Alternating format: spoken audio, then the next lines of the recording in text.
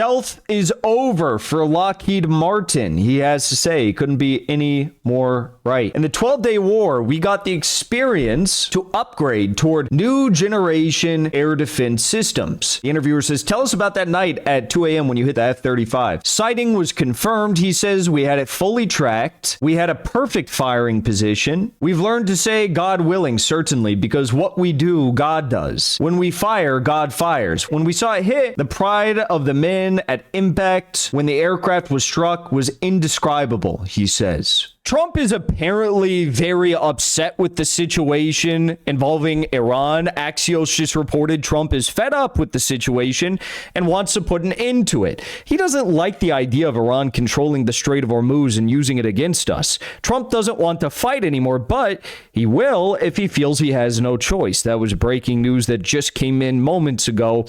And the Trump administration, apparently, according to Axios, is scheming up these plans, you know, these disaster plans to take Karg Island or do some sort of a forward operating base in Chabahar. They're talking about all these crazy sorts of plans once more. We'll see what happens. But Trump has, you know, he has reiterated the idea of doing the bridge day again. You remember the bridge day, the power plant day, when he said he was going to blow up every bridge, every power plant, all the civilian infrastructure. We're just at a point in time now where the president of the United States is not once. It's not like a whoopsies. It's like a repeated threat to just bomb all the civilian infrastructure. Iran as a country will die. Their civilization will die. We'll bomb the entire country. You know, it's just, I'm becoming a little bit numb to it, to be honest, these threats. Trump is now saying that the entire country of Iran will be blown up. They do not make a deal with the U.S.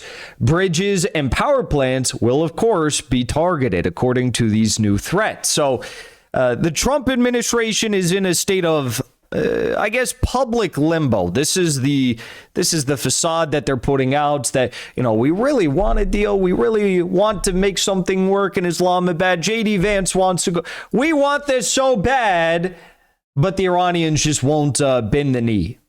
You know, I don't believe any of this stuff, that the U.S. is interested in a deal. I don't believe it just as much as I didn't believe the whole notion before the 12-day war or before this war, when every single MAGA influencer, every single journalist, every single pundit and commentator and dipshit with a YouTube show was saying that Trump really doesn't want this war. He really doesn't want this war. It's just Israel is forcing him into this position.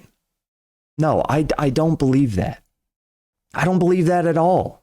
I didn't believe it then. I don't believe it today. And I'm not going to believe it if you tell it to me tomorrow. If he wants to stop this war, there's a very clear out here. I mean, Iran, they're pragmatic. They're willing to, you know, maybe they say, you know, we'll downgrade the highly enriched uranium. Maybe they'll say, you know, we'll make sure that we will allow the IAEA to come back into Iran.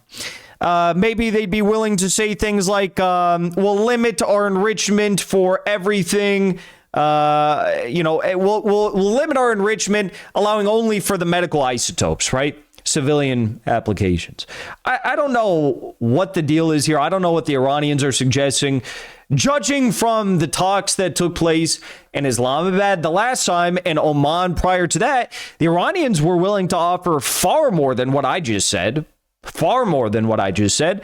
And all the U.S. would have to do is say, okay, Iran, we're going to free up the money. Last spotlight, we talked about Saga Metals trading as SAGMF in the United States and Saga, SAGA in Canada, and their acquisition of another titanium asset in the same district as the world's largest titanium mine. Today, that story is accelerating. Saga Metals just strengthened its position with the aptly named Wolverine project in Labrador. The global energy transition faces a critical bottleneck, a heavy rare earth element monopoly. Many of the elements elements essential for defense and advanced technology come from unstable or adversarial regions. Saga Metals offer a direct solution with the Wolverine project, a massive 100% owned asset in the safe Tier 1 jurisdiction of Labrador, Canada. Remember, this isn't just about mineral exploration, it's about national security. The Trump administration has declared it imperative to secure domestic supply chains for defense. The U.S. remains dangerously dependent on foreign sources. Around 80% of its rare earths come from abroad. To ensure long-term defense readiness, North America needs a new generational reserve. Saga Metals is currently finalizing a maiden resource of 100 million tons with a long-term conceptual target of over 1 billion tons. The Wolverine project could be a cornerstone of North America's secure supply of critical minerals for decades. I'll leave you with this. Saga's Wolverine project sits near the Voisey's Bay discovery, one of the most famous mining deals ever at over $4.3 billion. That deal is a perfect example of how a single discovery can transform a company. Early stage explorer, major discovery, multi-billion dollar buyout. That's the kind of backdrop you're looking at here. Saga Metals is positioned in that same region with government mandates behind the sector, strong drill results, and a team executing year-round. In my view, the current valuation doesn't yet reflect the scale of what they're building. And with momentum accelerating, this is a story you need to be following closely. If you want to learn more about this critical mineral story, check out the link in the description, and a special thanks to Saga Metals for making today's video possible. In these bank accounts that we seized, right, even the US can't utilize the funds that are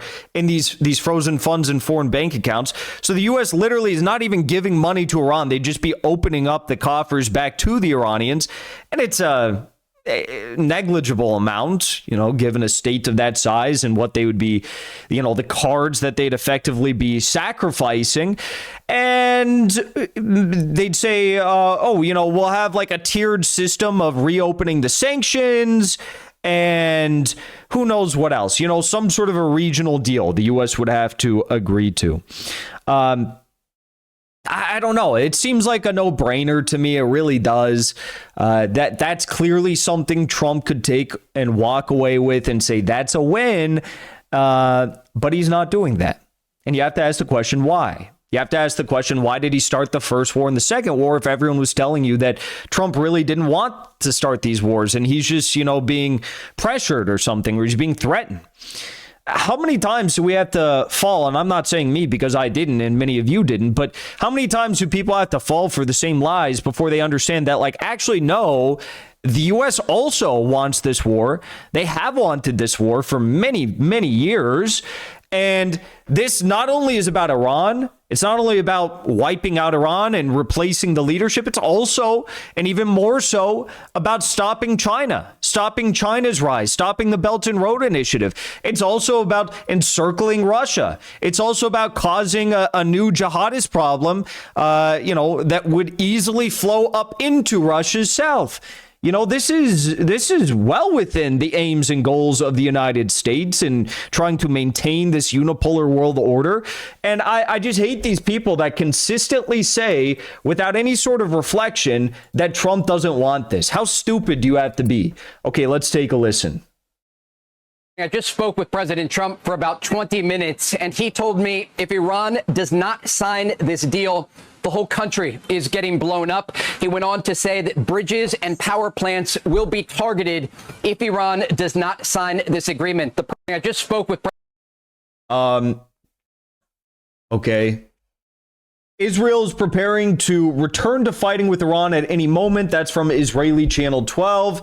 U.S. CENTCOM Commander Brad Cooper, yes, that's his real name, Admiral Bradley Cooper, said, "We are ready to attack Iran after the ceasefire if Trump decides so." And we now see this. The U.S. Air Force has sent aerial refueling aircraft, 2 tankers, from Ben Gurion Airport in what they call Israel, on its way to the Persian Gulf, just off the coast of Iran. So they've sent, these air refueling tankers. They've now placed the USS Gerald R. Ford back in the region. Remember when they said it got like a some of the lint from the dryer caused like a massive fire that resulted in 600 hospitalizations or something, 300, 600 hospitalizations, whatever it was. And then it had to go dock in Greece, and now it's back. So the USS Gerald R. Ford has left the ports in Greece and is on its way. It's actually now arrived back in the Middle East, somewhere near the coast of Iran. What else do we have? Iran said it's ready and monitoring U.S. redeployments that are for either psychological pressure in the negotiation or for a surprise and rapid military attack, and warn if attacked, they will retarget Aramco, Yanbu, and Fujairah. That's from Tasnim News Agency. Last night, there was a report from Axios that, or maybe it wasn't, I don't remember who it was. Maybe it was Iranian media. It was either Iranian or Israeli media. It was right before I went on George Galloway's show. I talked about it when I was on his show. So, cite that video if you want to get the full analysis. But there was a report last night that Iran believes that there could be a surprise U.S. or Israeli attack in the middle of these negotiations, right? Because we all know that in the first attack on the first day, when they, obviously Iran was not taken off guard by the fact that the attack took place. They were clearly taken off guard by the fact that this attack was launched at an elementary school and killed 168 schoolgirls and also their teachers and staff at the school. But okay, so they couldn't catch the Iranians off guard back then, but now they're going to try to do so by way of, I guess, launching something in the middle of these negotiations. So we'll see what happens there. Pakistani official to Reuters just said, we have received positive signal from Iran. Things are changing and we are seeking their delegation's participation tomorrow or the day after tomorrow. I will say the Pakistanis have been consistently throughout the entirety of this process overly positive. They have been overly optimistic, overly positive. One could even say that they have been misrepresenting the state of these negotiations and how they have gone. But one thing is for certain, whatever the U.S. tries to do in this next round of fighting is not going to go well for them.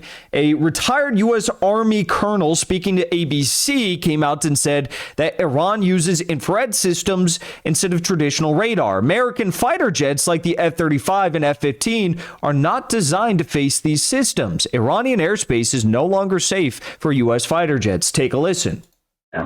Colonel Gagnor, what does this mean for U.S. jet strikes and other aerial missions moving forward? That the skies are not as safe as they perhaps presumed. My guess is that this was daytime. My guess is that that the Iranians used what's called infrared. So they used detection that's passive, that used heat differences. The president did say that their radars roll down, and so he probably can claim that legitimately. But the fact that there are still anti-aircraft kinds of capabilities that are based on heat temperature differences that can identify aircraft and still target aircraft is probably what got this F-15. Colonel Gagnor. How do we have a military that now aims to be funded to the tune of $1.5 trillion? $1.5 trillion. 1.5, not billion, trillion dollars. How do we have a military this well funded and no one accounted for infrared radar systems? How did no one account for this? That's my question. The answer very well could be that they, of course, did account for this. And they presume that in the future, they can now go to the U.S. government and say, hey, we need even more. We need $2 trillion now because we gave you the stuff for the traditional radar systems, but now we need the protection from the infrared system. So now we need $2 trillion. We need $3 trillion. I don't know. An Iranian air defense officer speaking to Iran State TV. This is pretty interesting. He was interviewed just the other day, and it was posted online today. He said, greetings to my beloved leader and the people. We're honored to serve the people and our leader. Stealth is over for Lockheed Martin. He has to say, he couldn't be any more right. And the other so-called stealth fighter jet makers. In the 12-day war, we got the experience to upgrade toward new generation air defense systems. The interviewer says, tell us about that night at 2 a.m. when you hit the was he talking about the F-35? Yes, the F-35. Sighting was confirmed. He says we had it fully tracked. We had a perfect firing position. There must have been a bomb that went off. This must have been recorded. So they must have recorded this in the final days before the ceasefire, because that looks like a bomb went off right there. So this was recorded before the ceasefire took place, and now they're releasing it. He said, we had a perfect firing position. What did you feel firing at the F-35? We've learned to say, God willing, certainly, because what we do, God does.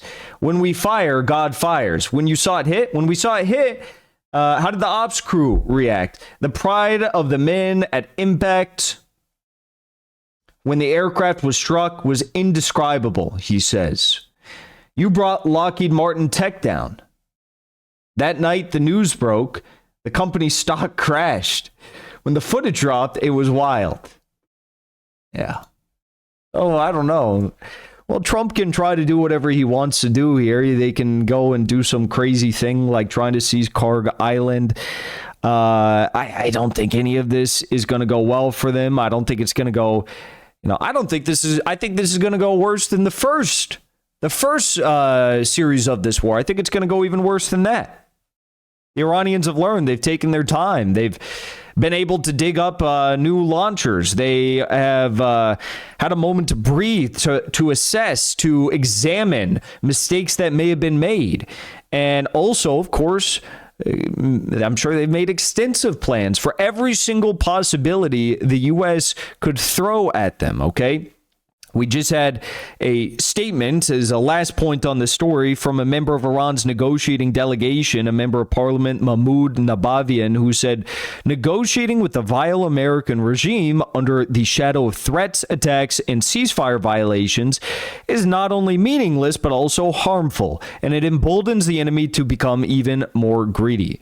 Yeah, this is also why I don't think that they're serious. Trump is serious about any sort of negotiation, because he keeps saying things like, the Iranians are going to agree to the deal and they are total losers and they're going to capitulate. They're going to bend the knee to us. He's saying things along this sort of line.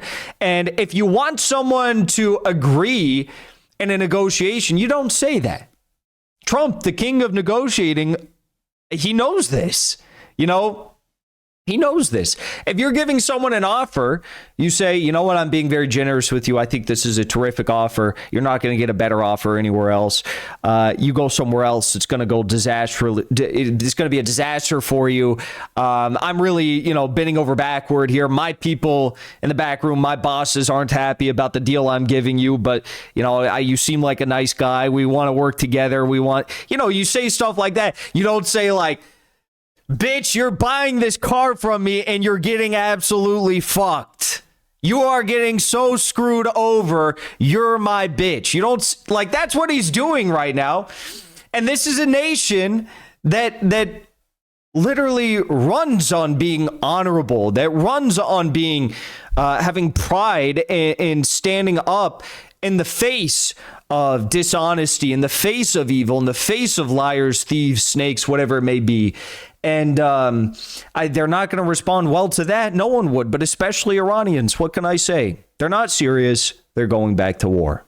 Before you leave, I want to say thank you for the support, because after 2 years of being banned, we are finally back home on YouTube. So be sure to subscribe to our channel and also join as a member on our channel using the link at the top of the description. I rely on the generous support of viewers like yourself to get the truth out to as many people as possible. You can also support the show on Locals or Give Sin Go. The mainstream media and the powers that be are never going to stop attacking us for bringing the truth to as many people as we do.